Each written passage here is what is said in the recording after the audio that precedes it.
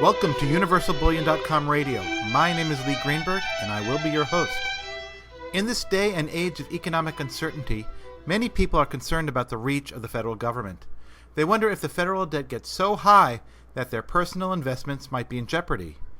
Though we here at Universal Bullion are not so sure the government is interested in your actual gold and silver, it is more likely that they might increase taxes on precious metals.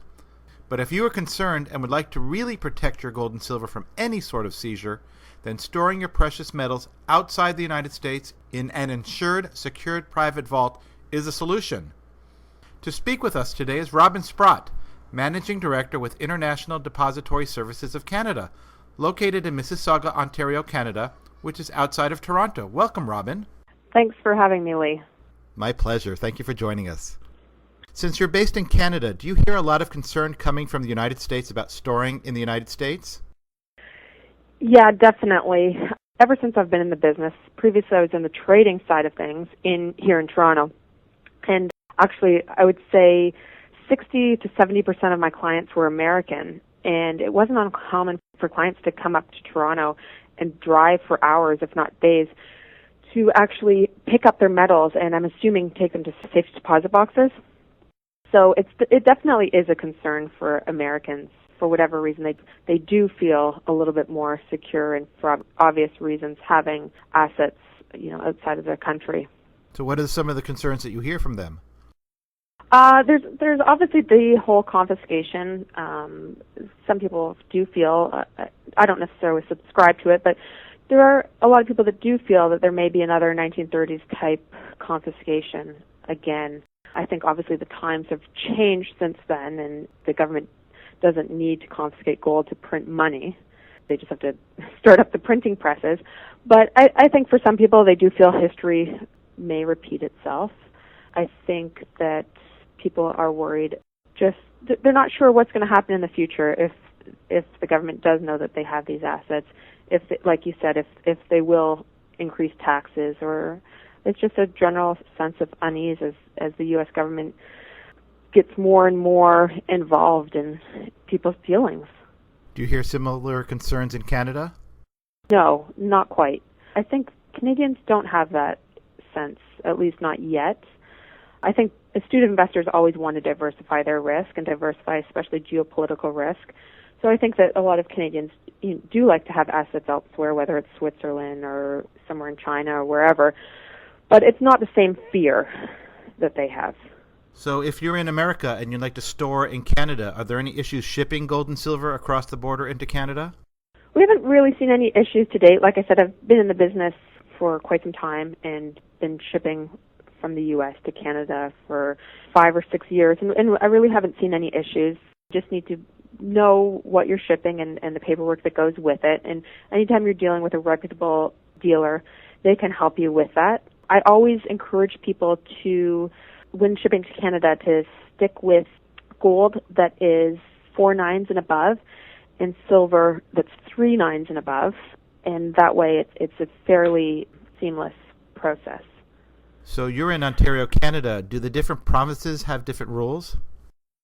In regards to storage, no. There's no real rules when storing precious metals.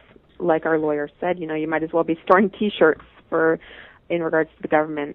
Now, in regards to sales tax, each province on some products, the sales tax does vary, and that's why the products I mentioned before, so any gold and silver bars are currently exempt from any sales tax, and silver products that are 3 nines and above are exempt from sales tax, and same with gold, 4 nines and above are exempt. So really the product, anytime you stick with the RCM, the Royal Canadian Mint products, you're typically free from any obligations there. And if you stick with the gold products, if you want to stay with the U.S. products, I would recommend Buffalo's. The Gold Eagles do carry a sales tax. But this is when they were ever to liquidate or resell.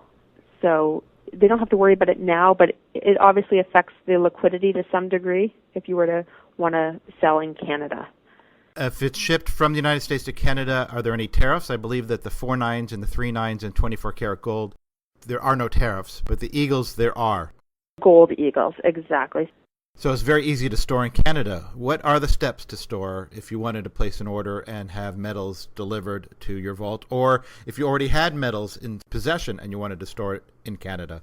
The client would just want to give us a call, give IDS a call to open up an account. So they would just review the contract.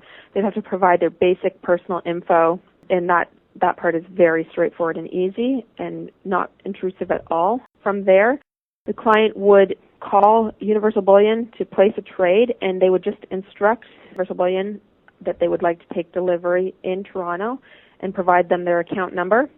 From there, Universal Bullion would just advise us, provide the appropriate paperwork, and they'll see the metals credited to their account. So anytime there is any movement, the client will see. They get automatic summaries emailed to them, and so they'll know exactly what's going on with their account at any time. How secure is IDS of Canada? Well, the facility is a state-of-the-art facility. It's extremely secure. All of our policies and procedures are multi-redundant, dual control. No single person has access to any metals alone. The technical security is the most advanced out there, from biometrics to card access. To obtain the insurance that we have through Lloyd's of London, they provide such rigid guidelines for us to obtain this, and we must abide by them. So we are constantly making sure that everything is done to the most secure way possible. If there was a full-fledged government confiscation of gold and silver in the United States, how do you think Canada would react? I get this question a lot. It's impossible for anyone to really confidently predict how the government would react in this situation or any situation. And like I said before, a lot of people say or think that history is going to repeat itself. But I mean, there is a possibility, but as I mentioned before, we're in such different time. And, will there be a 1930s type confiscation? Probably not. You always have to be prepared for that black swan. And not to be a pessimist, but we all know that the U.S. in particular is not in good shape. And there are many elements at play. So I think people want to and should diversify geopolitical risk. But will Canada turn its back on the U.S. if the U.S. were pursuing assets, American citizen, outside the borders? Probably not. They probably wouldn't turn their back. You would see some cooperation on some level. However, I think it's safe to say that storing outside of the U.S. jurisdiction will just make it that much more difficult to actually physically pursue. Spreading your risk, doing everything you can to keep yourself in the best situation. So how would someone contact you? The best way to contact us would be either by telephone, 905-362-2431, or they can visit our website at idsofcanada.com. Robyn, thank you for your time. It's been a pleasure talking with you. Great chatting, Lee. This is Leigh Greenberg with UniversalBullion.com, reminding you that it is all about the physical ounces of gold and silver. How many ounces do you own?